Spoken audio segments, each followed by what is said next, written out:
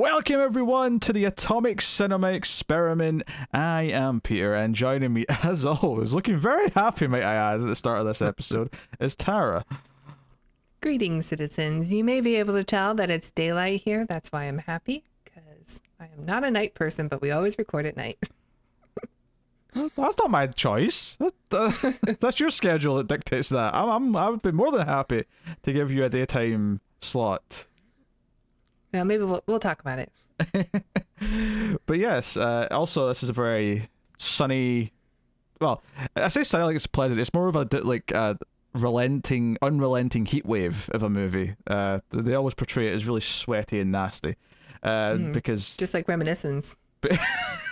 Because. Yeah, why aren't they flipped in this one? Why isn't this? Because this is technically the near future. This was made in 1991? No, 1990. 1990. Right, and it's set in the future of 1997. Yes, it's set 7. It's set in the not too distant future of 1997 Los Angeles, where apparently the Jamaican and Colombian gangs have really taken a stranglehold of the city. We are here today to talk about Predator 2. Not everything in this movie holds up. We're here today to talk about Predator 2. It's a science fiction movie podcast. We get together, we've watched the movie, and we talk about it. It's quite that simple. And about a month and a half, 2 months ago, we did Predator. We did the original classic, and we are here to continue the franchise with Predator 2. And, I mean, what can one say? We have Bill Paxton. We have Gary Busey. And have we done a Gary Busey movie on this show before? Is this the first? I think this is the first. Well, from this day forth, because we have the Cosmos Hat Award for the sentimental object, and we recently came up with the replica award of like trying to force someone to be someone else. I think we should also have the Prometheus Award of a film that should work but doesn't. Sure. I thought you were going to say a Prometheus Award of don't touch that, and they touched it anyway. Okay, how about the Blade Runner Award? Sure, there you go.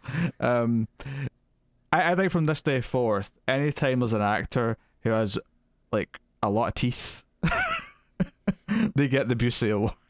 Okay. Where they've got the big smile with just this like, oh man, somehow there's more teeth than there is head. I don't know how that happened, but you pulled it off. So yes, Gary and he's Busey. a great actor.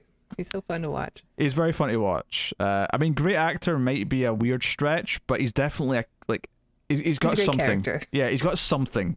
And don't get me, I've got some Busey stuff for you. I did some research. Some juicy Busey. I did some research for this.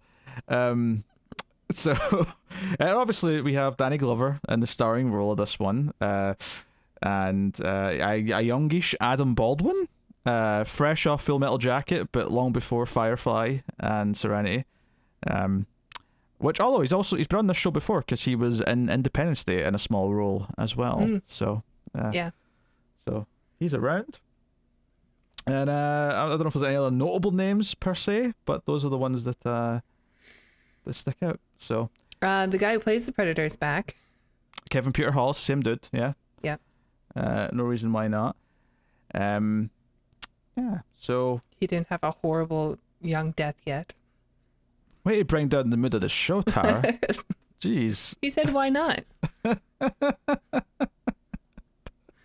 Well, yeah, but that hadn't happened yet, so it's like, yeah, why not bring him back? Assuming he's available, why not bring the same guy back who gave us the great stunt performance that was Predator in the first one? Like... Right. So, yes, we'll get into it. Directed by Stephen Hopkins. Before we go any further, I will say we'll start spoiler-free, just in case you do care about spoilers for Predator 2. You've got the choice of opting out before we get to spoilers. Which, I mean, a lot of people probably haven't seen because they look at the ratings for the film and think, I'll skip. They see 30% on Rotten Tomatoes and think, this is probably not worth watching. Or the 6.2 on IMDb. And we're going to be here today to tell you that is nonsense and that you should watch Predator 2 because it's amazing. Absolutely. Now, it's not a genuinely great, well-made film like, John McTiernan's Predator. I mean, it is coming after all from the director of Nightmare on Elm Street 5, The Dream Child, which, as anyone who knows me knows, is not my favourite of the Elm Street films. But it's Predator in a city. It's Predator in LA. Yeah.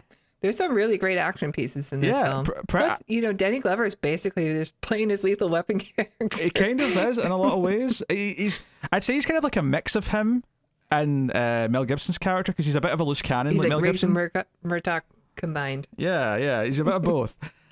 So you got him. I think Predator's got a cop who plays by his own rules. It's my favorite kind of cop 90s movie. Predator's got a lot more scenes to show off, like different pieces of technology.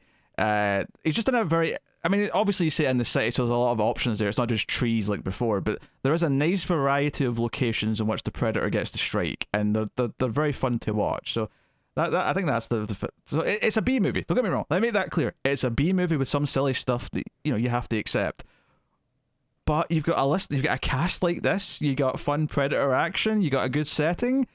There's not a lot to dislike, really. I mean, I have a few nitpicks, but I have fun with this movie. I mean, the villains that aren't the Predator are kind of like problematic, but you have that like 90s like future dystopian where it's like a problem of overpopulation and like crime moving into the cities, so everybody's like got guns. Like it's a fun throwback what we're afraid of in the near future, and which didn't really end up happening. They never say it, but you almost get the feeling that climate change is also ramping up, because they're all complaining that it's like this ridiculous heat wave, and maybe it's just a normal heat wave by like 90 standards, but they don't play it that way. They play it as if they're all just drenched in sweat all the time, and this is miserable. Like we predicted in 1997, like will soon be unlivable in California, or at least in Los Angeles. It'll be too hot. So yeah, a lot of fun things to deal with. There's some other minor, characters to point out and stuff. I want to start this review off on a high note though, before we start digging into why it's good, or what our feelings and various elements are. I want to start off on a high note. I remembered a great interview that Gary Busey gave when he was promoting the film back in 1990, and I sought it out and I transcribed the 1 minute or so segment of what he says. Is it legible at all? Well, I'm going to read it to you, and you can tell me how legible you think this is. So this is him basically explaining what the film's about. Starting from the context that he's been interviewed on set, and he's wearing the sort of the silver jumpsuit that he has at a certain point in the film, right? It's a great scene. So here's what he said. I guess you're wondering why we're doing this in barbecue outfits. Well, it's easy. We're going after an otherworldly life force from another galaxy that has a self-defense mechanism that we don't understand. I mean, you do understand it in the film, that's why you're wearing those suits, but that's fine. It's intangible. This is the final line of this first paragraph. It's intangible to this time and space. All right, Gary. Yes. There's a scene towards the start of this film where some the Colombian gangs are just like throwing like handfuls of cocaine at their face, and I feel like Gary Busey might have been doing some of that between. Might have been downwind. Right. Here's the rest of what he said. It's actually from the theory of relativity. It's actually from the theory of relativity and the theory of quantum mechanics. Take those properties and equalize them, and you have the quantum theory of gravity. Which is that's just him doing PR for Predator 2. Maybe he's just like a higher being. Maybe like we are the cavemen, and he is the one from the future trying to explain the TV and how it works. All right. Right. It's from the theory of relativity and the theory of quantum mechanics. Take those properties and equalize them, and you have the quantum theory of gravity, which is the discussion of how this universe started and how it will end. The Predator knows that information already. It is our job to go and capture the Predator, sit him down, and have a talk with him. Have a talk with him. You listen here, Predator. We want all your secrets, and we want them now. Oh God! Sorry. Enjoy this blend of Chex Mix. It is our job to go and capture the predator, sit him down and have a talk with him. Find out why he does what he does, how he does it, and where he gets the weaponry and defense mechanisms he uses in order to obtain his goal. And that is our goal. If we don't achieve this goal, we will be turned into vapor clouds made of small pink particles known on Earth as blood. Nice. End segment. Classic Busey. There's so much nonsense in this. I mean, I wonder if he ever thinks like, why do I have a weird reputation in Hollywood? Joe is funny because I've seen some Gary Busey pet judge, right? And it's a hoot. It's hilarious because he's just a completely psychotic man who maybe doesn't realize it's all pretend, and he's actually telling these stories and actually giving out like sentencing in this small court, right? And it's worth watching for his rambles. But part of me thought, oh, it's because he's old. He's kind of gone. He's a bit loopy now. But this is Gary Busey in 1990, like in the prime of his career, like between all of his big films. He'd just done Lethal Weapon. He's about to do Under Siege. This is right in the middle of his like prime years, and he sounds just as psychotic as he does now. This was the warning sign. This is madness. It's absolute madness. So it was such a good clip that I had to verbatim read it out. Thank you for sharing. Just to get us on the right foot in here. All right. So the writers of the first film did come back, Jim and John Thomas. They came back and wrote this one. And we have the urban jungle. We have a predator who, much like the first one, is here hunting and wants worldly adversaries. And I'd even say that this one goes a bit deeper in that it feels like he's seeking out who might be the most worthy to actually take them on. Right from the get-go, it kind of feels... He's got a lot more to choose from. That's true, yeah. Than in the jungle. And it also means there's a lot more casualty potential in that, like if you remember the end of the first film, his bomb goes off, the Predator's bomb goes off, like all of a sudden, if that same bomb goes off in the city, he's going to kill hundreds, if not devastating. Thousands of people, so... admittedly, I think Gary Busey in the film says it was 300 square blocks, and I'm like, hold on, there's no way Arnold ran that far when he survived that in the first movie, so don't give me it. 300 square. I'll buy a couple of blocks, right? I'll take out a couple of blocks. He was protected by the water. Oh, okay, all right. Just a little inconsistency there in what we saw, but that's fine. So there's a couple other faces in this that stood out to me. Not the police captain, but there's like someone that outranks him who kind of yells at Danny Glover a few times. He's actually one of the asshole FBI agents in Die Hard. Is it Downey Jr.? Not Robert, but the other Downey Jr.? No. That's the hard copy newscaster guy. Okay. I like him. In general, or in this movie? I like him in this movie. Okay. He stood out to me. Yeah, he kind of feels like he walked off the set of RoboCop, and he's doing like a little bit, the cheesy fake news program and universe. Yeah, that's kind of what he feels like. Like Danny Glover's like lost people he loves, and he runs up to Danny Glover and he's like, more murder and mayhem and chaos and savagery. This is what the people want.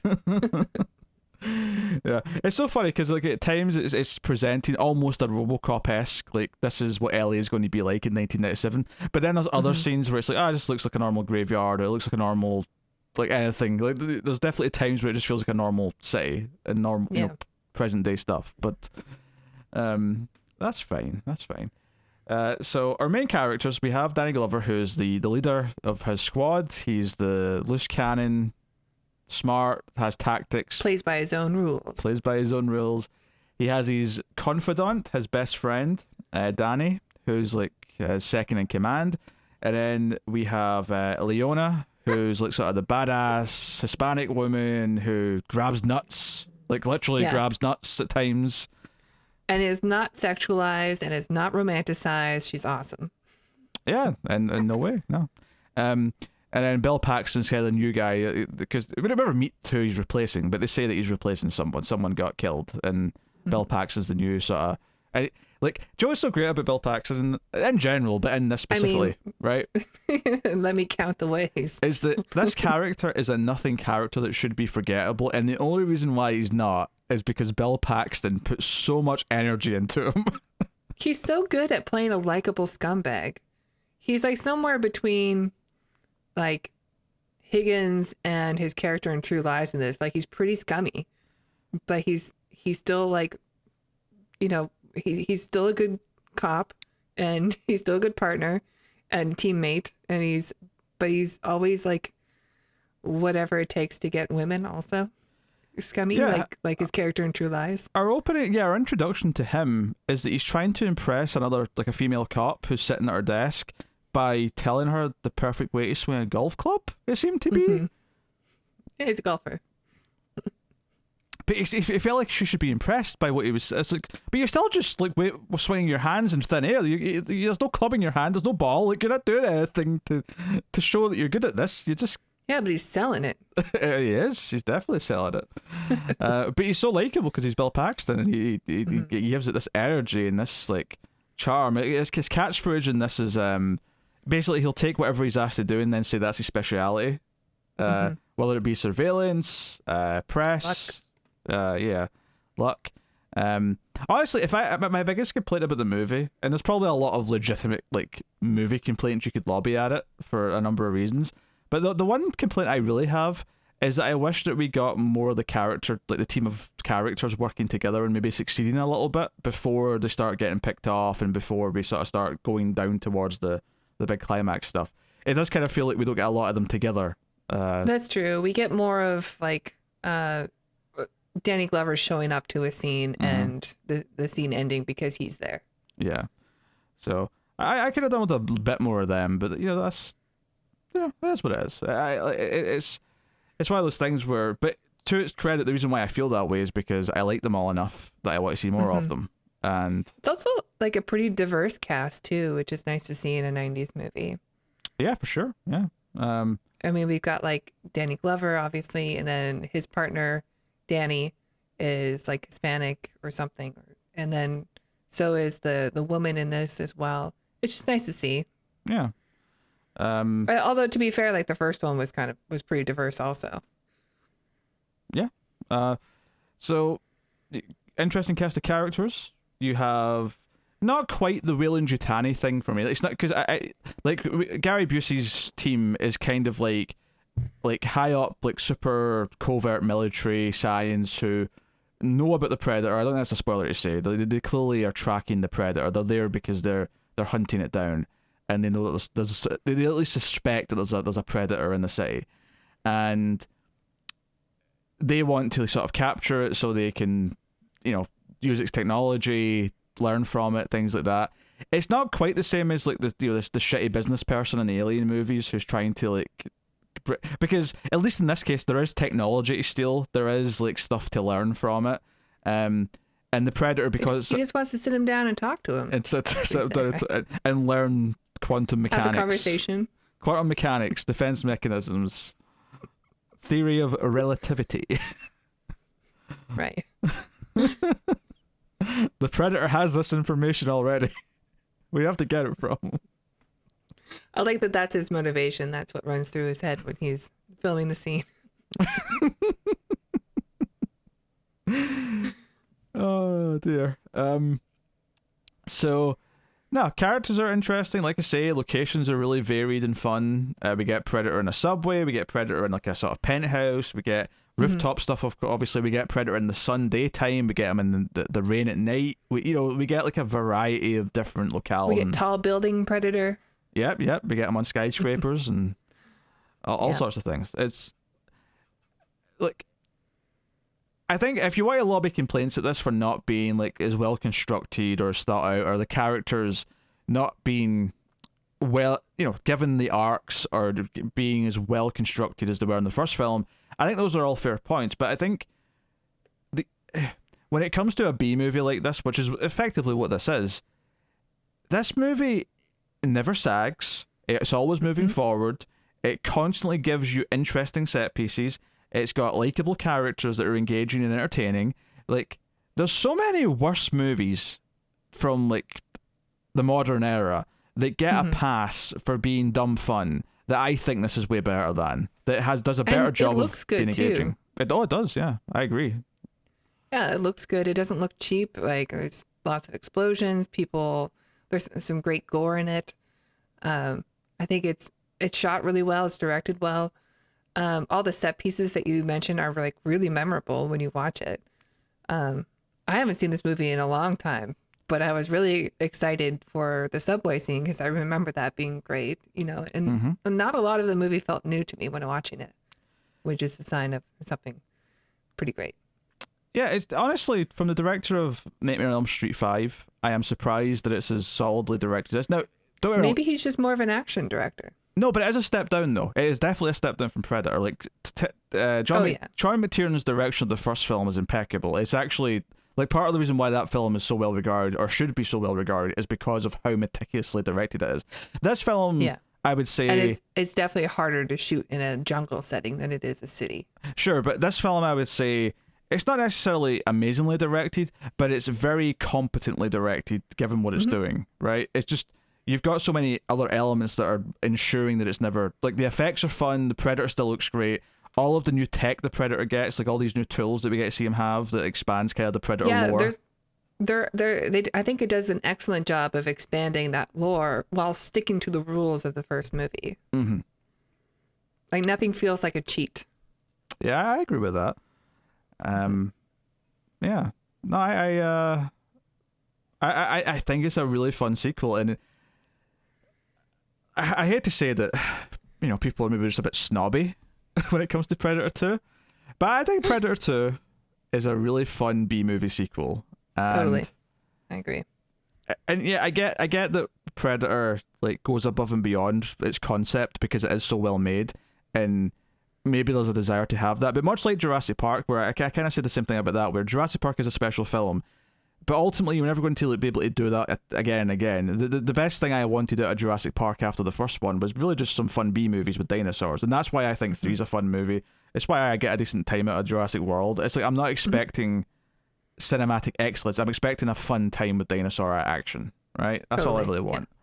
Yeah. And it's why Lost World falls flat on its face for me, because it's still trying to be the Spielberg movie, because it is a Spielberg movie, but it's like you can't really recapture this. You can't do it again. Like, it's only special the first time. Yeah. So, and I'm not saying it's impossible to do another, like, high-class Predator film. I think it's possible, but, Yeah, I think so, too. We haven't had one yet. I mean, there have been several attempts to reboot it, or I shouldn't say reboot it, but, like, give it a facelift. Because I think they're all still canonical. There's one in development with Dan Trachtenberg, I believe, which is intriguing. So is Shane Black, admittedly, but... Right, and, that was disappointing. We'll get to that, though. We'll get to Predators and the Predator soon. But, yeah, so... Predator 2, I think, is the best sequel. I think it's a lot of fun. And depending on my mood, I might rather watch this than the first one. Oh, yeah. Like, I enjoy... 80s trash films, and even though this is 1990, it feels kind of like the end of the 80s action era. We get like gratuitous boobs at one point, and if I remember correctly from the commentary, I think that's a porn star who's in that scene. Oh, really? Which I guess makes sense because it's full frontal nudity, so I guess who's going to feel comfortable. Yeah, I think you get some bush in it too. Yeah, actually. Yeah, it's full frontal. Trust me. I mean, as a kid, as a kid, that was a memorable scene because not a lot of movies I was watching at like 10 had full bush in it. Right. So it stuck out a little bit. I appreciate that this movie was rated R. I don't know why I would expect it not to be, but you never know. A successful film, want to make a sequel, but have more people be able to go see it in the theaters. I don't think that attitude changed until a bit, because I think Predators might be PG-13. It might be. I want to say that's PG-13. And then things changed because there was an R-rated movie that was really successful, and everyone went, oh, I guess we can just have R-rated movies be successful now. It doesn't matter. I don't know. I mean, Deadpool was a big one in recent years, I'd say. There may have been that. I don't know. But there was definitely something in the last 5 years that kind of swayed the argument a little bit and said, no, we can have Okay. R-rated movies. It was probably Deadpool then, because Deadpool was like a huge success for an R-rated film. But this didn't matter at the time though, because this was before that even that sentiment of we have to get dumb everything down to PG-13 was a thing. This was when they just made toys for Yeah. RoboCop, even though RoboCop was as hard R as you could possibly get. Yeah. So who cares? Just go with it. So Bless the 80s. in many ways, yes, I concur with that. So what was the point? I don't know. You threw me off topic there. Just saying things I liked about it. So Whoa. perhaps it's time to go into the scene. Yeah, but what did we get? Where were we before the nudity? What were we talking about before the nudity? I feel like there was something I wanted to say. I mean, I was bringing up that it still felt like an 80s movie. Maybe it was the gore. Maybe we were talking about the level of R-ratedness of it. There's lots of gore, lots of dead bodies hanging. There's dead bodies hanging. There's blood. There's gore. There's skulls and all sorts. Squibs. It also, I think the effects tend to look quite good. I do occasionally notice the sort of the matte box effect, around the camouflage predator. Because this is the first time I've watched it in 4K, and it actually looks really good in 4K. It's one of these things where because it's Predator 2, it gets a lot of love because it's connected to Predator, whereas otherwise this movie would never get the special remaster treatment. But it does, and that's great because you get to see, this and its practical effects, and it's a lot of its practical effects in all its glory. Yeah. So it's interesting. I did hear that originally they wanted Arnold Schwarzenegger to return for the sequel, but he couldn't do it because he was making, another sequel. I think he made the right choice, all things considered. Honestly, I think it would have felt pretty forced if you had Dutch versus Predator again. I like that it's somebody new, and I like that it's a cop. It's like a cop or detective type that's like really good at his job, that is able to go toe to toe with a predator, not just somebody who's like brawn for brawn. Even though that doesn't. I mean, in the end of Predator, that didn't really matter that he was the strongest. It just meant it mattered that he was able to outsmart him. Yeah, no, I think I don't necessarily disagree, but I don't think if Predator 2 starred Arnold and the premise was kind of the same thing where it just by happenstance the Predator showed up where Arnold was, yeah, I'd agree that it'd feel really forced. But I don't think that's what the premise would be. I feel like the premise would probably be there's a Predator on Earth, the government have become aware, and they bring in Arnold because he's got experience, and that would be it'd be like Aliens, like you take Ripley to LV-246 because... Or maybe it would be like, another Predator heard of this great warrior that defeated one of them. And seeks them out, yeah. But I think both of those, I don't think would feel forced. I think both of those would be good reasons to have Arnold be the center figure again.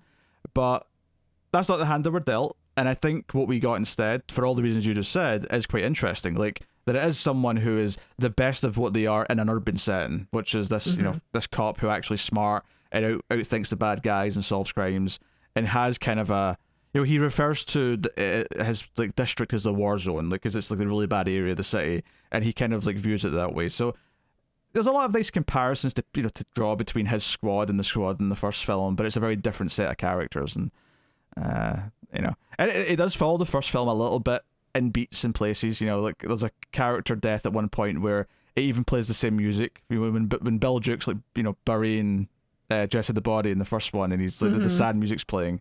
It's the same track that plays when there's a sort of similar moment in this, and yeah, it does a little bit of that sequel-y thing where it's kind of following the structure. But the funny thing is because it's set in a city and it's a group of cops, and there's kind of like a murder mystery element where they're trying to figure out who's killing people. It's like it still feels so different just because of the setting change. It does. But I really enjoyed hearing the Alan Silvestri score again over and over. I felt that really worked in this film as well. It did. They didn't really come up with a lot of new music for it. Maybe this is dull to some people, but I would totally be down for just Predator. I mean, not Predator 3 now, it'd be Predator 5, but like, just put it in a different location again. Like, give me Predator, like, I don't know, mix it with Die Hard. Give me Predator on a boat, like on a ship. There's a Predator on the ship, or Or even do Predator. Well, I really like the subway, so like maybe some kind of train, yeah. I don't know. or even Predator on like a space station if you wanted to like do like almost like an alien style setting. I mean, of all the movies to take to space, like for a sequel, that makes sense, right? Yeah. I mean, technically Predators is in space, but it doesn't feel like it. Well, isn't it on like an alien planet? Yeah, but that's in space. Like it's off Earth is the point. Okay. Soft world. Yeah. But it only feels different to a point because it's still a jungle. Mm-hmm. So it's still, you know. Yeah. But yeah, that's okay. Spoilers. Let's talk about everything that goes down in the movie. So Predator 2 starts off wonderfully. I've talked about Predator 2 before, so I don't know how much this is going to be a repetition of what I've said, but I do love the tease at the start where they show a jungle and you hear the Predator music starting to play. And then the camera just goes up. Palm trees. Yeah. And then there's like city. So it looks very familiar to me. And I love how it starts. I love everything about the ridiculous, like, it's not a gang battle because it's one gang versus the police. It's not two gangs. So even though we do hear that the Colombians and the Jamaicans are at odds with each other, it's just the Colombians fighting the police. But they've got firepower. They've got like bazookas and they've got artillery and all sorts. And the whole point of this is to give Danny Glover this ridiculously great entrance where he comes in and then he has this smart plan where they put up bulletproof vests up against the window and he's basically making a blockade. But he does this thing where he's driving the car while he's hanging out of it, looking. And I'm sure it's a stuntman from behind, but from the front it is him. You can clearly see he's hanging out of this car. This is probably not going that fast, but it's still impressive. It's still like... No, there's some really great stunt work in this. Yeah. I definitely think that... I mean, I don't know. I haven't seen the Nightmare on Elm Street movie, but I definitely think this director is pretty good at shooting action.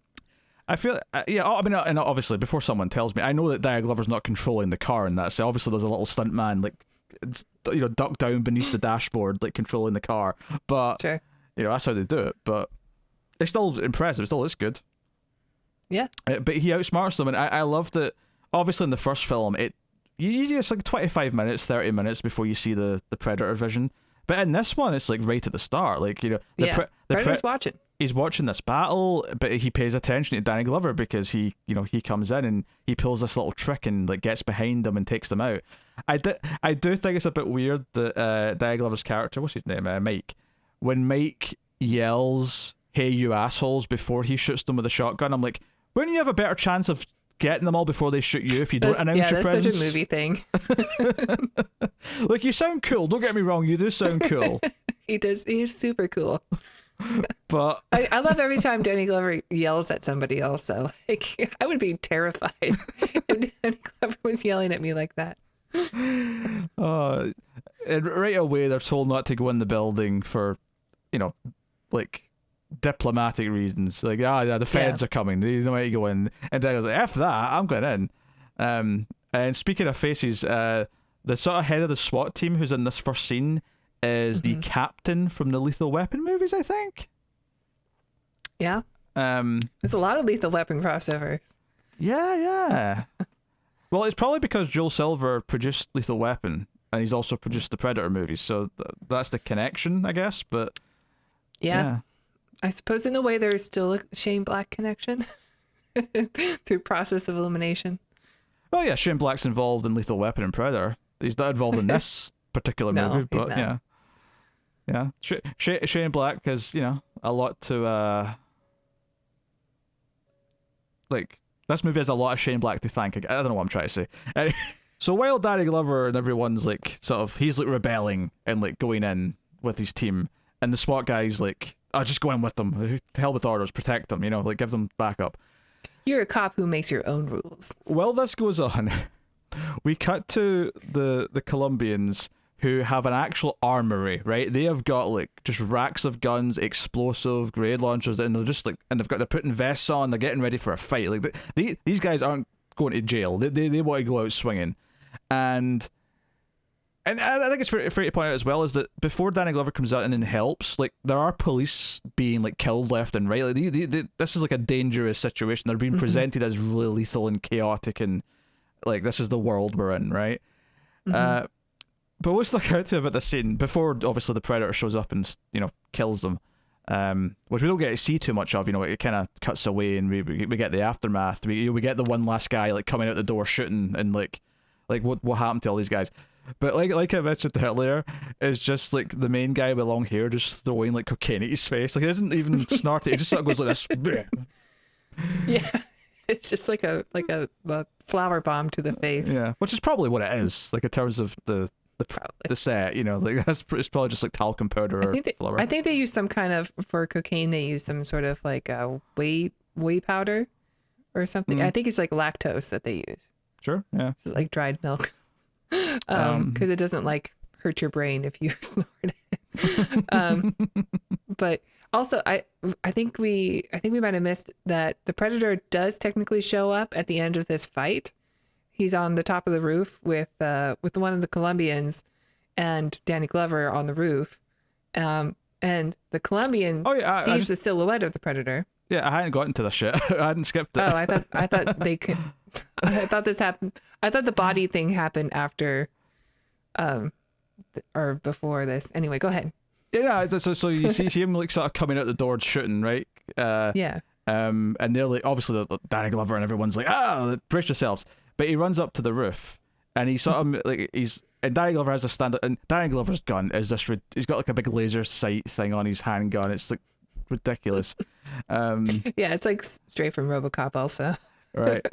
But he's having a standoff, but the Colombian's not looking at him. The Colombian's seeing, you know, Predator in camouflage. Yeah. And he freaks out and he goes to shoot him with his Uzis, and Danny Glover obviously just sees him raising his hands with a gun, so he takes some shots, and the guy... Do you think he recognizes the Predator? Because I sort of got that from the scene, because he's from Central America, they have this legend of the Predator being there in like hot setting. Because immediately he just sees him, and it seems to be some sort of recognition, and then starts shooting and ignoring the other man with the gun. I like that you're trying to add more to this. I took it as he recognizes him from the room where he slaughtered everyone about a minute ago. I was thinking it would be it's kind of clever that, you know, the Colombians have this legend, this boogeyman legend. To be fair, I had forgotten that was a boogeyman story that the woman Anna told in the first film. So maybe you're onto something there. Maybe there is kind of like some recognition to this, but yeah, I took it as, oh no, this is the thing that, you know, he basically, a ghost just wiped out his entire crew like there were nothing, and then he sees this shimmer and he freaks out because of it. But maybe you're at something. I don't know. That's a fun read. But this movie is much more deep than we thought. I don't know if I'd go that far. But Danny Glover unleashes his clip into him, and he falls. A fun stunt of him falling off the building. What I really liked is that you know they're on a real roof in a minute, because when Danny Glover goes up to look down, when the camera, maybe later when the other partner's there talking to him, but you can actually see people like walking around down on like a car park, like across the road. It's like, oh, they're actually on a roof right now. Like, maybe not for the shots looking up at them from the edge of the roof. I'm sure that might be a cheat where they're just on like a little soundstage, or, you know, so just in case, you know, someone actually falls, it's only a foot instead of, you know, a building. But can I just say how much I love this moment where Danny Glover hears something, he turns around, goes down on one knee, aims his gun, and catches a glimpse of the Predator in camouflage, right? Obviously, this is all in the camouflage mode. Is that I love everything about this scene, how it's shot, how it looks. I love that because of the heat wave and like how sweaty he is, and the fact that his eyes are all sweaty and he's like wiping sweat out of his eyes, that there's just enough reasonable doubt where this could just be the heat messing with him, and it's just he's not sure. I mean, if you've been in a really hot place, especially with like a lot of concrete or asphalt, like you'll see heat, like literal heat waves, like just come off the ground, and it looks like a Predator shimmer. I mean, it doesn't look like a silhouette, but it's enough. Yeah, it's enough reasonable doubt for to be like, well, I'm not going to shoot at it because I'm not going to waste any bullets on air. But it's also enough for him to be like, something's a bit off. Yeah, I'll remember that. But it looks good. So then his partner shows up, you know, his closest friend, whose name I am not remembering. Danny, that's the one. Danny. So Danny shows up and he's like, hey, you need to come see all this. Like, that entire room's wiped out, and there's you know, one of the bodies is hanging from up in the ceiling, but this is like a tall ceiling. This is not like a normal size room. It's like 35 feet or something. Yeah. Yeah, it's like, you couldn't lift them up there like that. Like, there's no rope, no ladder. What's going on? This is weird. Like, who did this? And it's like, well, they're rivals with a Jamaican gang, but like, there's no evidence. There's no trace of anyone else like coming in here and leaving. What is this? So it's like, okay, mystery. Mm-hmm. And then that's when they comes back out. So he gets grilled by someone, and then Gary Busey makes his grand entrance into the film via helicopter. Uh-huh. A helicopter that the Predator noticed, because we see it in heat vision first. Mm-hmm. Yes. I think there's an interesting flip here that happens from the first film, where obviously the helicopter was a big deal. I mean, you know, get to the chopper, like. But you obviously had their entrance in the helicopters and they left in the helicopter at the end of the film. I think what stuck out to me about this is that when the helicopter shows up at the end of the film, in the aftermath, and it's like Baldwin who's like the only one who's left from the entire squad because the rest of them are all dead at that point, is that the helicopter this time isn't the rescue, isn't the safety. It's like a cynical thing where this is actually not an ally showing up. Right. I thought it was an interesting swerve just compared to the first film, where it's like this wasn't help coming to get you. You already won on your own. Like, you saved yourself, and I don't know. That's just interesting. Yeah, you know, I was curious a little bit about why people were so negative on the film. So I sort of glanced at the IMDb reviews, and a lot of it were people were just like, it's just a bad version of the first movie. Like, everything's being repeated, but there's just so much different about this film. Like, I really don't think, like, maybe some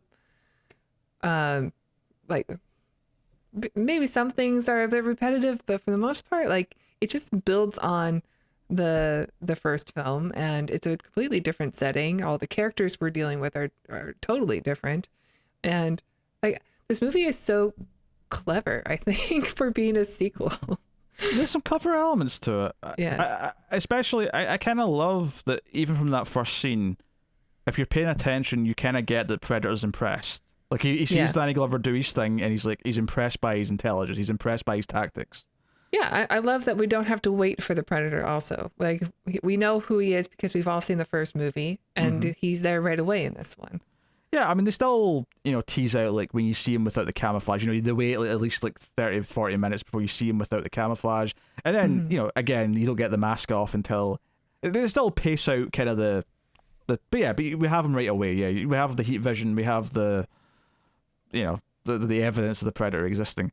And it kind of makes sense that his first targets, who, you know, the well-armed targets, but aren't the I guess the more intelligent ones, would probably be the gangs, right? It makes sense that that's maybe who would target first, because they have the firepower, but they don't necessarily have the tactics. Plus, people don't really question if a gang member is dead. Yeah. Not that I think the Predator necessarily cares about going under the radar necessarily, in that sense, but it stands to reason why no one's, like, other than Danny Glover and a few key people who are like, this is weird, like, something's going on, it's different. Because then we go to the police station, and this is when we get introduced to Bill Paxton, and we kind of discuss most of the key things from this for the most part. It's basically just Danny Glover being told to stay out of Gary Busey's way and be nice about it, which he's told while he puts his feet up on the captain's desk, which I thought was a nice touch. It's a bold move. Yeah. We know who really is in charge here. And if I'm going to nitpick something else, I will say that I feel like Bill Paxton's introduction, where Danny Glover gives him this big speech about how you requested this transfer, and no one requests to come here unless they're trying to, like, get a reputation, and there's no room for showboating, we're a team. I almost felt like it was setting up an arc where Bill Paxton really earns his trust before he, you know, eventually dies. And I don't know if he quite really, like, we have that story. No, but they do attempt it, I think, because he does have that line, like, later on, where it's him, the woman cop and Glover together, and he's like, door opens both ways or something, right? Like, trying to be like, look, we're here to help you. So I think there's a little bit of an arc with them that they're trying. Maybe it just doesn't hit as emotional because we don't really get, like you said, we don't really get them as a team very much. Yeah, being successful anyway. I wouldn't say there's quite enough of it to make me feel like it really pays off what it sets up, but. So, you know, I'll critique the script, you know, and if it is the script, it's the problem. Maybe it's just more cut scenes that could be the problem. I know there are some deleted scenes in the extras. I don't remember what's in them though. I don't have this one on Blu-ray. I don't know. I have to go. Yeah, I actually have it on Blu-ray and I have it on iTunes, which does have the Well, extras. you had to get the 4K. Well, obviously. I'm not watching Predator 2 in 1080p like some chump in the year of our Lord, 2021. Hey, I only have 1080. I'm being facetious. Okay. Nah. I mean, honestly, Predator 2 looks good in Blu-ray as well. Like that's one of the ones that stuck out. Is like because Predator 1 got barked on Blu-ray, Predator 2 always looked better on Blu-ray than Predator 1 did. So that was good. So then we cut to the other gang, right, which is actually the Jamaicans attacking one of the leaders of the Colombian gang, maybe the leader, maybe the head honcho, who, and this is where it cuts to like the really, I mean it's not that, it starts off feeling quite like, what do I say, erotic? What's the word I'm looking for? I don't know, but it is kind of erotic, right? It's passionate. I'll say it's passionate. Is this not the boob scene with the porn star? It is, yeah. Yeah. What's the word? I mean, it kind of implies that she's being tortured, like we hear screaming and stuff. It just, it cuts to this penthouse. It cuts in like a couple of times until it gets to the window where you can see they're having sex, and then burst in the Jamaicans who, we cut ahead to him hanging upside down, and they're going to do a voodoo ritual on him. Not because they believe in any of this. They make it very clear that this is just to scare the shit out of people. There's like, so everyone's going to be scared of them because they do this. They're kind of mocking. What's their it. gang called? They're called like the voodoo gang. Oh, I can't remember. It's pretty awful actually. I can't remember, but they kind of crack a joke about it. Like they sort of laugh when they say it's voodoo magic. I always remember him saying that. Mm-hmm. But after they kill, because they do kill this guy, then the Predator shows up and the Predator wipes it out. But unlike the first scene, because we're progressing through the film, so we should see more and more as the film goes. So naturally, we see more of the actual killing this time, and we get the first glimpse of Predator's cool net that he springs on someone. Mm-hmm. Cuts people. Cuts into their face. That's fun. We get to see his big spear impale someone, and they're all obviously firing around the room, trying to kill whoever is doing this to them, and they're not doing a very good job. But he kills them all. It's completely brutal. And once again, hard copy guys outside talking about there's been murders. Cops show up, and again, Danny Glover and his team aren't supposed to go in, but they do. So they go in. And they notice that there's like a spear tip or something like a spear tip like in the wall, like really high up, and they're like, what's that? But before they can actually investigate anything, they find the girl who was left alone, unharmed. Predator didn't kill her because she's unarmed, presumably. We know the Predator's logic at this point. But before they can really investigate things too much, Gary Busey and his men show up and like tell him to piss off, and like, you're walking on physical evidence, I think was the line he used. Thought we told you to stay out of this. Stay out of my nosy's business. No, keep your nose out of my business. I like the way you phrased it. Why does your nose have business? I mean, he does have a fairly big nose. People just don't notice it or talk about it because his mouth overshadows it. Yeah. He's a man of many distinct features, shall we say. Yeah. Spiky hair. So Danny Glover tells Danny to meet him back here at 1, and they're going to like search the crime scene themselves, and he wants Bill Paxton to go and follow Gary Busey, keep an eye on him, keep an eye on the girl. I think specifically here that's the girl. He's following Gary Busey later, but it's like, hey, see where they take her, see what's going on. And it's all fine, simple stuff. But when we get to the scene later on, his partner Danny does decide to go in on his own. This is actually really confusing that his partner's named Danny, but we keep referring to Danny Glover as Danny Glover. When I say Danny, I don't on know his the own, other actor's name. Yeah, when I say Danny, I mean the character Danny. And we say Danny Glover. We mean Danny Glover. You say the full name. Yes. But he, of course, does go on himself to go look for the evidence, and the poor bastard, I really like that he gets like grabbed, like he gets like caught when he falls out of the air duct and then like sort of like picked up from upside down. It's kind of interesting. Like, it feels like there is a scene cut where someone finds the body, or like Danny Glover shows up and finds the body or something, because it just cuts to him getting grilled for like maybe being responsible for his death because they were doing stuff they weren't supposed to. It does feel like it kind of skips a beat almost of like the realization, because it's not like his body's like left on the floor or something like that. It's like it gets pulled back up into the vent, like, because his necklace thing drops.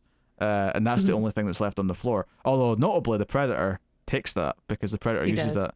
And that tells you right now, if you weren't getting this already, that he's intentionally going after people around Danny Glover because he wants to taunt him. He wants to like provoke his competitor, his greatest challenge that he can find, into action. Right. So, it's all good stuff, I think. But, so from here, it's like, okay, we'll work together when Bill Paxton gives him a little pep talk. And they try and formulate a plan. And they do take the spearhead that was there. They do take the spearhead. They get it analysed, and the woman's like, oh, this is like nothing on Earth. Yeah. It's very light and deadly. And Bill Paxton drops a bottle of brains. Yes, he does. After being grilled by the scientist lady not to touch things. So it's another moment of comic relief for our favorite science fiction comic relief actor. Come on back. I'm back. I'm going to have to go in a minute again, because Wesker, he needs to like be left alone to come in, and then I have to go back and shut the door again. So I will be wheeling out in a second. Doesn't the cat know you have a job? Oh, he does, but he's a menace. He does it to wind me up. But we have to talk about Danny Glover going to see Big Willie. Ew. Not my favorite scene. Why? Well, I just think it's a little problematic having okay, for that reason. Okay, Jamaican voodoo guy with chicken bones, like telling a fortune. I think of all the problems, or everything in the movie. I think Big Willie represents a big problem in it. But that is fair. I will say though, I love this scene because, I mean, effectively all Danny Glover's character gets out of this is that Big Willie like thinks it's a demon, right? Because it's something otherworldly, it's something that's more than a man. But once he leaves, I love this scene because I love the Predator's entrance into this alleyway where he lands in a puddle and we see the footsteps in the puddle. Yes. Like, I love it's this. great special effects. It's very threatening. It's very cool. It's a cool way to reveal him after Danny Glover gets the confirmation that it's from it's otherworldly, and it's, I guess, confirmation that it's evil from the demonic voodoo guy. I mean, evil's subjective, I suppose, in this case. But yes, he thinks it's evil, certainly. But it's also the first time he decloaks. This is, he takes off his camouflage. Yeah, and it's consistent because he's stepping in water. Mm-hmm. Yep. From the first film when he was, the technology just doesn't work with water. And I also love the transition where, he's getting ready to fight, the Big Willie, and it just cuts to like the Predator holding his head, which he cut off when he was mid-scream, so his mouth is agape. Yeah, that's a good shot. It's a really nice transition. Like all of this is great, and I think maybe right after this is the first time we maybe see him just like standing on like a gargoyle or something, just looking down the city and like being happy. Yeah, this is not when he gets struck by lightning. That's later, but that's also a fun moment when he holds up his spear and gets struck by lightning, and he's like, "Oh yeah, I'm ready to fight now. I'm empowered now. I'm ready to go."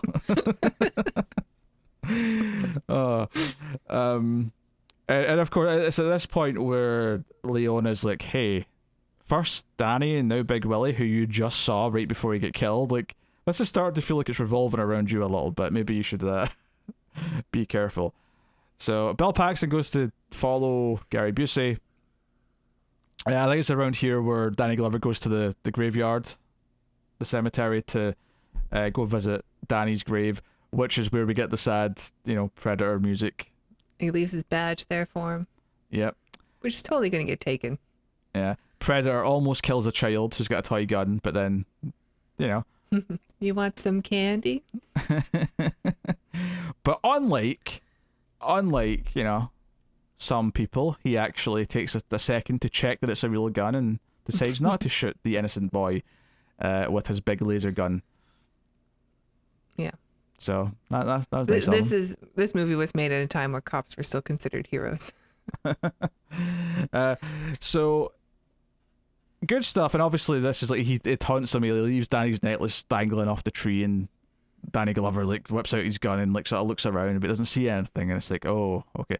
I like this. It feels more personal than the beef with Arnold in the first one.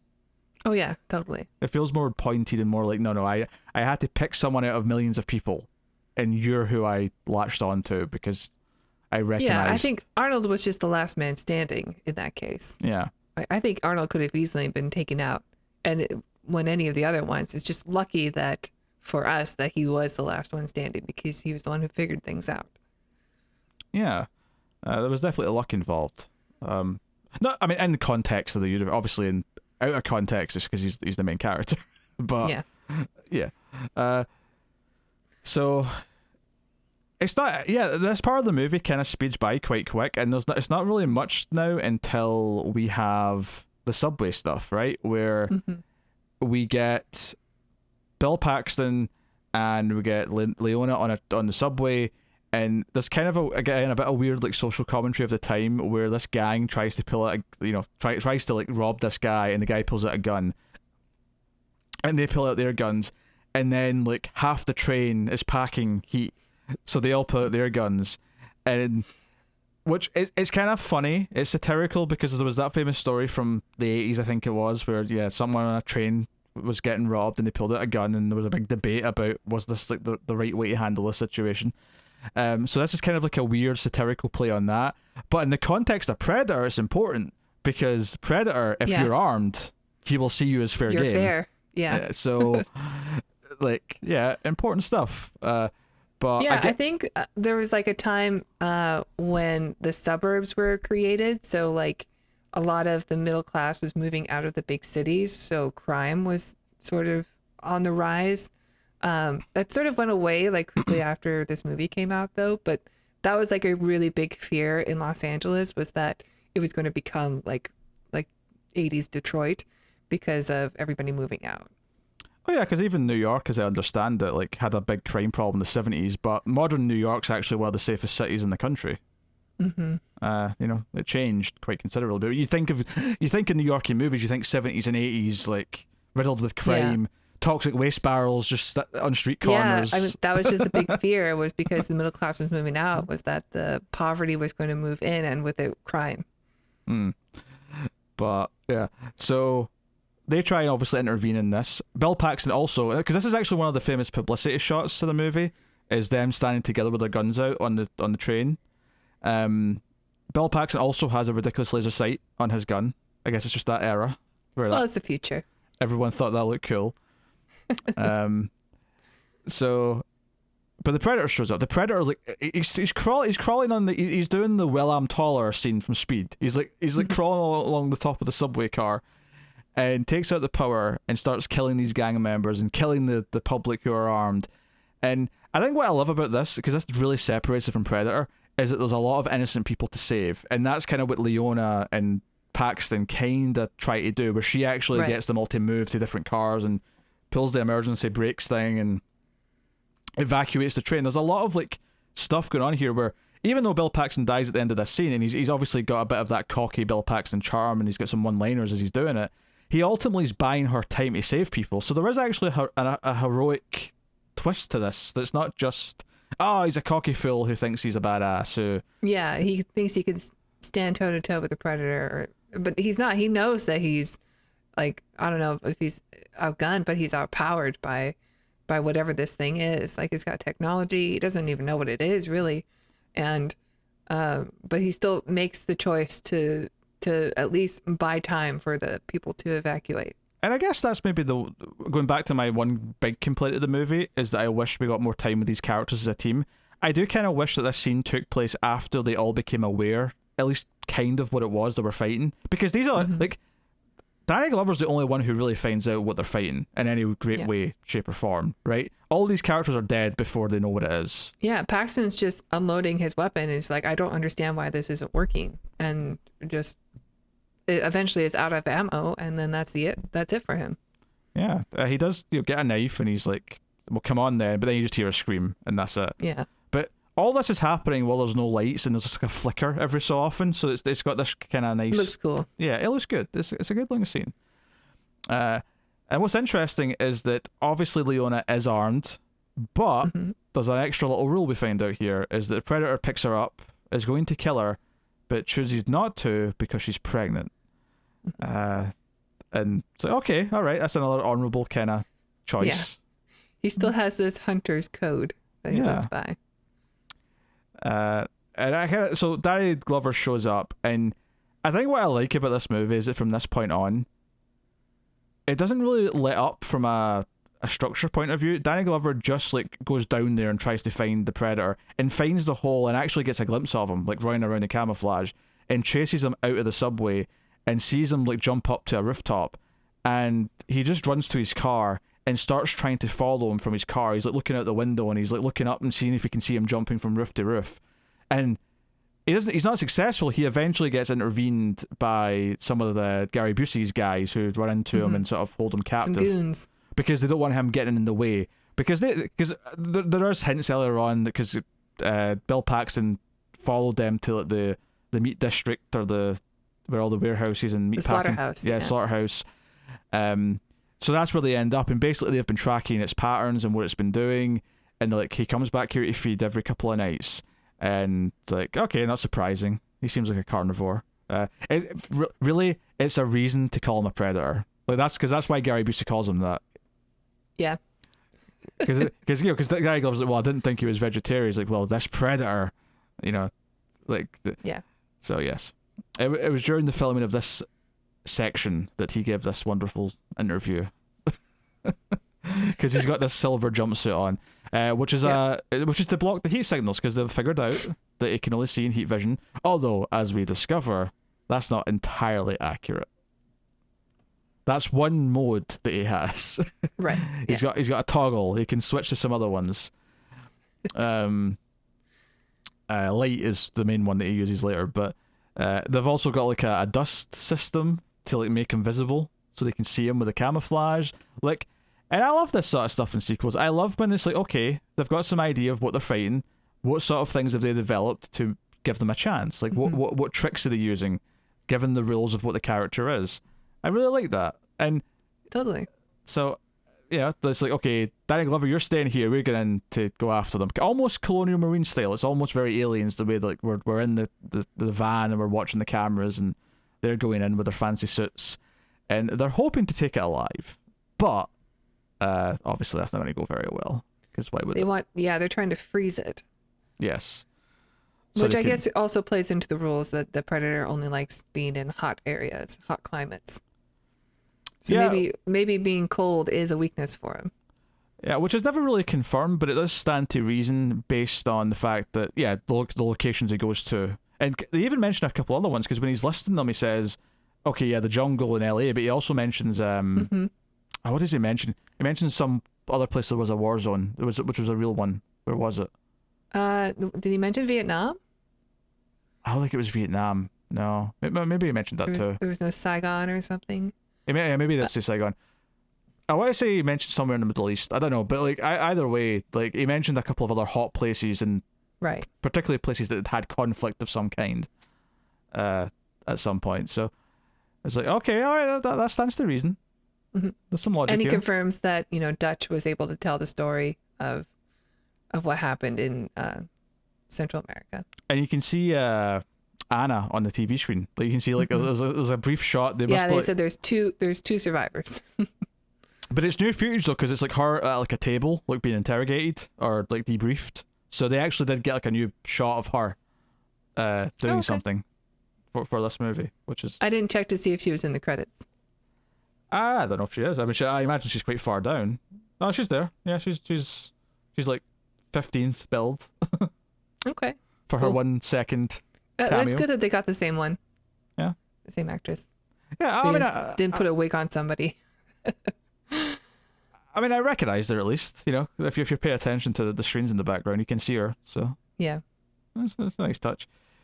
And again, this is just a fun set piece. Like the set pieces so far, which is like the Predator attacking the Jamaican gang, the Predator in the alleyway, the subway section, and now this set piece of them getting in their silver suits and like trying to like track it like aliens, and all the chaos that ensues of the sprinklers going off, the Predator having this other vision that sees light instead, him using more of these toys and like killing these guys one by one. Danny Glover saying, "To hell with this! I'm going out there with my fancy gun." And he's his trunk full of over the top weapons. He plays by his own rules. And he goes in and he ends up sort of saving people with his shotgun, and Gary Busey looks like he dies at one point but then comes back very briefly, only to be like sliced with the disc. This is the other new weapon we get, is this disc blade. Yes. The slices It's cool. him. I like this one. I like this one too. I also love that Danny Glover gets a hold of it after not too long and ends up like it being his weapon instead, which is a nice touch. Because he loses his gun, but he has this. I mean, he's got to have something to be able to be at the Predator's level. Yeah. Because I mean, the gun does nothing to Predator. Although I like that he does get shot, and we get like the green blood from like just constantly on his chest and stuff from where he's been injured. It's just a cool visual. Like, it looks good. It's a good looking movie. Yeah, I can only assume that Predator's flesh is thick enough that, yeah, you're breaking skin and getting blood, but you're not hitting vital organs. You're not penetrating, far enough, I guess. Well, you would think that the Predator would have some sort of armor for that case, because he knows that people fire guns at him. He's not wearing any in that scene, though. Like, when he hits them with the Right, shotgun. so he would either have to, like, guns aren't really that much of a threat to him, or like it's a challenge to defeat them without any armor, or something else. Yeah, I mean, maybe just human guns aren't strong enough. I assume there's probably other Predator weapons, or maybe other civilizations that do have firepower that do pose more of a... Because I imagine if you get like a really high caliber sniper rifle, maybe that would do the job. Maybe, yeah. Yeah, and they don't have that with them because they're trying to take him alive. So there's reasons to sort of, make these... There's logic to kind of explain this, but Danny Glover does get some good shots in. He gets him down, and he goes up and unmasks him. We get the call back to the one ugly mother effer line. Although the Predator takes over, which was set up in the first film, that he learns bits and pieces of dialogue, and he learns how to say things. What's up, candy? Yeah, and he has the shit happens when he's about to set off the bomb. Which is very soon, actually, because Gary Busey shows up, gets killed, gets sliced. They end up going up to the roof, and Danny Glover dives at him off the roof, and we get this great scene where they're sort of hanging off the edge of this ledge, and the Predator tries to set off his bomb, but Danny Glover is able to grab his disc blade that he's left in the wall and just slices the bomb in half, and the Predator, who's dangling by that one arm, just falls, and then ends up grabbing. And this is the thing. During all the chaos with the Gary Busey team, his camouflage got destroyed, right? His camouflage doesn't work anymore. And what I like about this is that, yeah, Danny Glover taking on a Predator who's at full power is a bit unrealistic. But at this point in the movie, he has no camouflage and he's only got one arm. Yes. So it's like, oh, he has a chance. Like, he can... And separating the arm from the Predator, from the body, seemed to stop the bomb also. Yeah, which is obviously... So he doesn't have... That's not a thing we have to worry about anymore. Yeah, but I like the idea that, yeah, obviously tracking him is really tough, right? And obviously Gary Busey's team are tracking pheromones, that's how they're following them with their tech, which, fair enough. But I like that this sort of the Predator is depowered enough that Danny Glover should be able to follow him continuously. And it's one chase scene now till the end, basically, where the Predator ends up falling off a drain pipe, and he ends up swinging into someone's bathroom, which... It's a really cool stunt work, I thought. Yeah, it's a really fun sequence. What surprised me about it, though, is that the Predator screams, because we actually get a really cool scene of the Predator getting some tiles and stuff and rubble and forming a what do we call it, to cauterize his wound. He's got a stump. So yeah, so he sort of makes something with his own stuff, and then with some rubble, and then burns himself to cauterize the wound. And that wakes up the old woman who lives in this apartment. But I was didn't crashing through the wall into the apartment was that not loud enough to cause a reaction? Totally. And I like that she's like ready to face whatever this invader is with a broom. Mm-hmm. She's armed with a broom. You know what? In a movie that stars Bill Paxton and Gary Busey, it's impressive that this old woman has the best line in the entire film. What's that? So, just Predator like leaves and like runs through the door. Like, and I say runs through the door, he like basically makes a hole in the wall as he does so. But Danny Glover like just throughout all this, Danny Glover was slowly climbing down the drain pipe to try and get to him. And he's afraid of heights. Yeah, also. and he just gets there, and he's got his like the disc blade. He's made like a little holster for it, which is nice. And he comes in, and the woman screams at him because he comes in right after the Predator, and he's like, "Don't worry, I'm a cop." And she responds with, "I don't think he gives a shit." Oh yeah, that's right. That was funny. Best line in the movie is this random old woman who's in the movie for like a minute. Yeah. Great line of dialogue. Mm-hmm. Yes, but it turns out the Predator's been hiding his ship in a very, very big sewer system. Big tunnel. A very big tunnel. Yep. But we won't question it.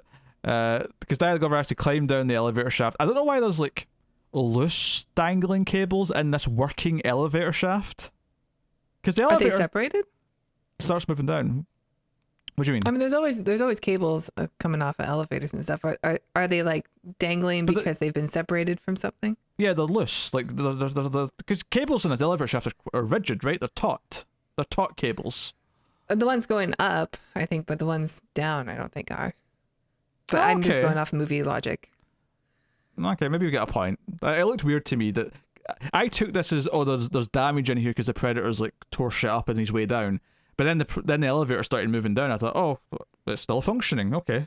But there's a hole. I mean, maybe they are both taut. Maybe they should be. Yeah. But there's a hole at the bottom of the shaft. Danny Glover, to not get squished by the elevator, has to like just fall into it. But turns out he doesn't fall that far because the Predator's spaceship is just sitting here in a giant tunnel under the city.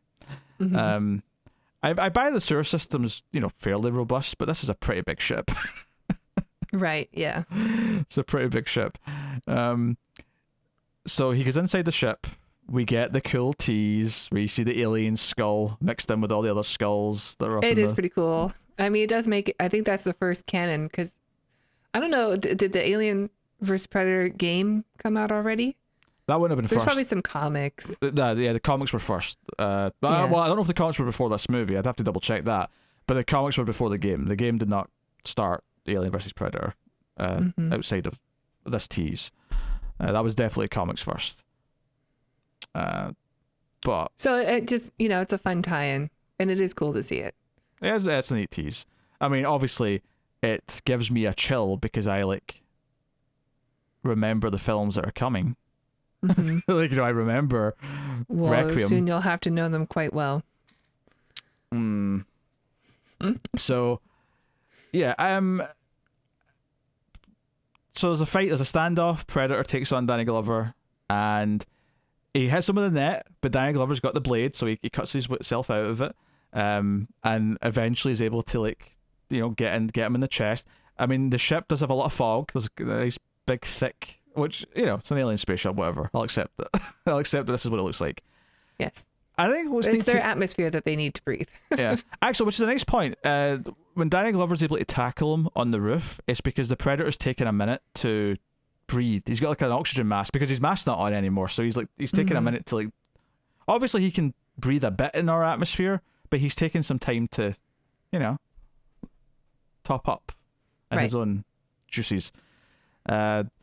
So we have the death of this Predator. Danny Glover defeats someone with his circle blade, and we have this room full of Predators who decamouflage around them. And what I like about this is that this says that they're all on this ship. They were all hanging around down here, right? They were all just waiting for their younger. Maybe it's the younger Predator doing his rite of passage. I think that's been suggested before that all the ones who come to Earth are all teenagers or something. This is them doing their I don't know. Maybe that's something that's brought up in the next film. It might be something that's brought up later, but because I remember there's a lot more Predator dynamics between themselves in that one. But because obviously they don't have portals, it's not like they're teleporting in from elsewhere. They've been hanging around on this ship, all these Predators, and obviously and they leave at the end of the scene, and they presumably all go back to the cockpit or wherever they're going to take off.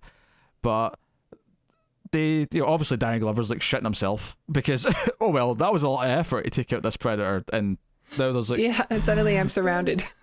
but he gets given a gift basically because they obviously deal in trophies. They believe in taking trophies from victories, and they give him a gun, like an old gun from the 1700s. Yeah. Which he looks at it and he's like, huh? And the old predator's just like, take it. I like that we get an elderly predator also. He's got like the gray dreads and stuff. Yeah, but this makes sense to me in the lore, is that they respect him. Like, no, you beat one of ours, so we respect you. Right. Get out and somehow survive the massive exhaust that is about to happen in this tunnel. This rocket liftoff that's about to take place. It's just like the end of the first Predator, I guess. Yeah. Danny Glover like gets behind a bit of rubble, and that protects him. I do love how he looks though. I love when he walks out of this tunnel at the end, and he's covered in like ash and dust, just like Arnold in a lot of ways. Yeah, and blood. But he looks so good, like, and not in like he looks defeated. Yeah, but well done. He looks with the makeup. Shell shocked. He looks, and because it's this white ash against his black skin, it has a really interesting contrast where he just looks like. It looks like he's seen some shit, right? He looks like he's been through hell. So when Adam Baldwin runs up and he's like, dude, we were so close. Like, what the hell, man? Like, the way he just kind of stares at him like, son, no. Okay, we're good. He's like, no, we're not doing this. But he doesn't say anything. He just gives them this look. And it's so convincing. It's so good. Yeah. And that's basically the end of the movie. The helicopter takes off. But like I say, the helicopter's not there to save him. The helicopter runs away. And Danny Glover's last line is, you'll get another chance. Like, they'll be back. Pretty There'll be ominous. more. Yeah, I mean, because he just learned that, they've been around for not just recent history, but like as far back as the 1700s. Yeah, they've been coming here for, centuries. Probably since we started shooting each other. Yeah. That would stand to reason. Maybe they scouted us out before then and went, no, they don't have any gunpowder yet. We'll come back. Yeah, it seems like this film is like, if watching it in today's lens, it seems like, oh, it's a warning for climate change, because if we allow the planet to warm up, then that will allow for predators to come by. So really, a predator wants, kind of like the Blob or something. But I think really it's a warning against not having more gun control, because if the more guns we have, the more likely we are to attract predator. Yeah, I mean, you could just kind of take it as a warning in excess of anything, and meddling with things. It's almost like in Avengers when Thor brings up the Tesseract and he says, you having this is you announcing to the universe that you're ready to like step onto that galactic stage and that higher form of war. And it's like, so yeah, like before we were like easy to ignore, or even the Earth stood still, right? You guys have atomic weapons, therefore you're a concern. I thought of that, yes. Yeah. And I'm not saying that this is up there with a film like Day the Earth Stood Still, but there is a little bit of that in there, in the sense that this us having these weapons attracted these beings, but or just the willingness to be so violent. Yeah. It was the gang warfare that attracted the predator to this part of the world. Like, I mean, it's not just having the guns. Like, I think if the predator shows up and everyone has guns but everyone's not using them, then it may not see that as... I mean, all the other things that were listed, I can't remember what they were, but they were all like warfare. They're all war zones. And the first film, they were definitely using a lot of firepower in that first part of the movie. Like, it wasn't like... Yes. All happy, hunky-dory days. Well, and that was partly why I was so excited for the fourth one. When I found out it was going to be in the suburbs, I was like, oh, that's an interesting setting for Predator. Like, how are they going to do that? Right, like, plus why would he be attracted to the suburbs? Yeah. What's the context? And, my assumption, and it's kind of true in the movies, it's not that he's attracted to the suburbs, it's like he's there not by choice, it's the kind of a different circumstance. But that was what was interesting. Like, what is the circumstance? What is the circumstance going to be for the Predator being there? So, but more on that when we get to it. Yeah. So, yeah, I have a lot of fun with Predator 2. I think you summed something up really nice at the start, which is that it adds a lot of little things to the lore of Predator without without like completely like just adding like a big stupid thing on, or like it just expands it a little bit. Like, okay, they've been doing this for centuries. They come frequently. There's other predators on the ship, kind of waiting for them, kind of thing. It's just more weapons, more ideas, like how the humans, because obviously Arnold and his team are caught by surprise and they have no idea what they're fighting in the first one. In this one, the idea that there was like almost like an X-Files or government body that are tracking the possibility of a predator have gained enough information that they do have some ideas. They do have some tech that they can use to try and track them or fight them. Heat-proof suits, things like that. So yeah, interesting little things to add. Right. Yeah. Maybe like with the Day the Earth Stood Still, just having so much violence. This not too distant future where like even regular folks in Los Angeles taking the train all have guns on them, is like we are welcoming more guns and violence into our life by saying like we're all going to carry guns, therefore we are all fair game to the types of people like, or predator represents like well, we're allowing crime to happen because we are more violent. Violence begets violence. I'd also compare it a little bit to like something like Better Call Saul, which I know this is a weird comparison. I haven't seen it, but yeah. But there's this idea that to people who are like in some of the organized crime world, that like there's a difference between shooting like a rival gang member or someone you've got a dispute with versus someone who's in the public. And they refer to it as being in the game, and the idea that if you put yourself in the game, you kind of become fair play as far as like being part of that world. But that's something that's brought up a couple of times in that show, and it's almost kind of like this where you're by in terms of Predator's eyes, by carrying firepower, you are making yourself fair play by in his eyes to being in the game. So right. I mean, this was a while ago, but I remember a lot of schools post Columbine, like we're starting to have more metal detectors and stuff, and parents were just so opposed to it because they're like, we don't want our kid to go to a school that has to have metal detectors. And it's like, well, because if you do that, then it's going to like draw in like the types of kids that want to carry guns or something like that. Like it's just, I guess it's a bit more of a like a naive situation of, well, I mean, if so long as we allow guns like to be carried, then, or allow people to have like semi-automatic weapons in their homes, then there is a higher chance of that happening.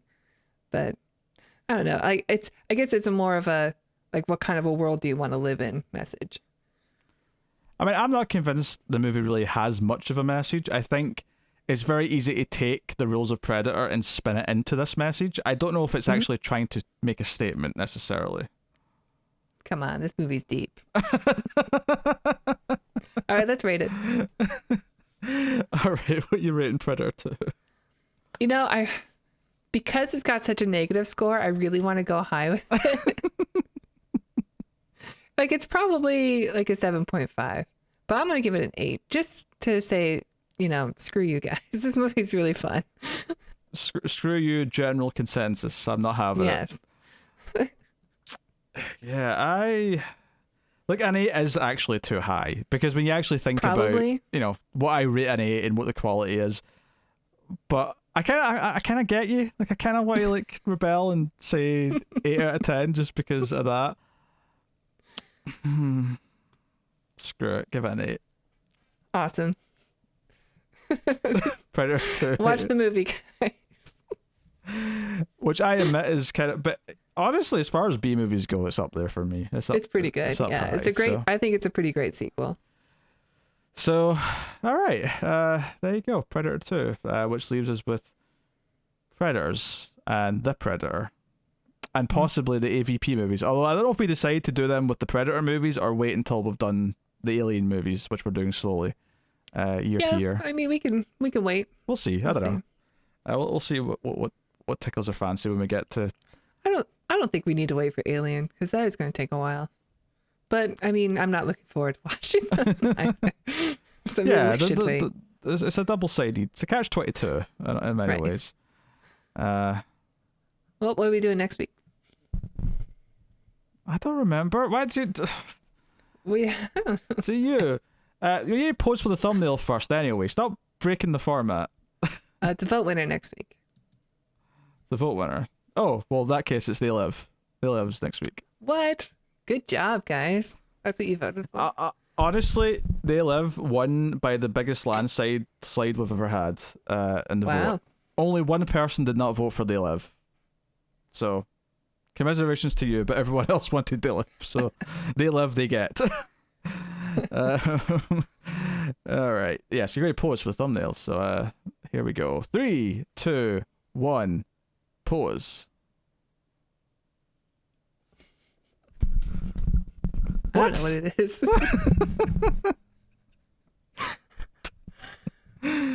Oh dear. If I had like a yellow suit jacket like Paxton wears in this, I'd totally put that on. And he has a hat at one point. He has like a sort of fishing hat. If you can put like the wolf mask that the one Predator was wearing like over my face, that would be awesome. I'm not doing that. It was a cool wolf mask. That's a lot of effort, but all right. But yes, there you go. That pretty much does the things. I know Tara actually has to leave soon, so I'm going to forgo looking at the funny IMDb review section, even though I do think there may be some gold for this one. But I'll make it up next time. Make it a bonus bit for next time. I'll make it up to you in future episodes. What I will say is thank you to our Patreon producers. So if I look at my list here, thank you to Tyler Hess, Cindy Palacios, David Sharp, Borden Now, Al Tradesman, Christopher Moy, David Brown, and Stanley. They are Patreon producers for the month, which is the higher tiers. But you can support us for just $1, can't they, Tara? That's right, Peter. If you enjoy our reviews, please check out our Patreon page. It's patreon.com/MildFuzzTV. And if you donate as low as $1, God, I hate you. If you donate as low as $1 per month.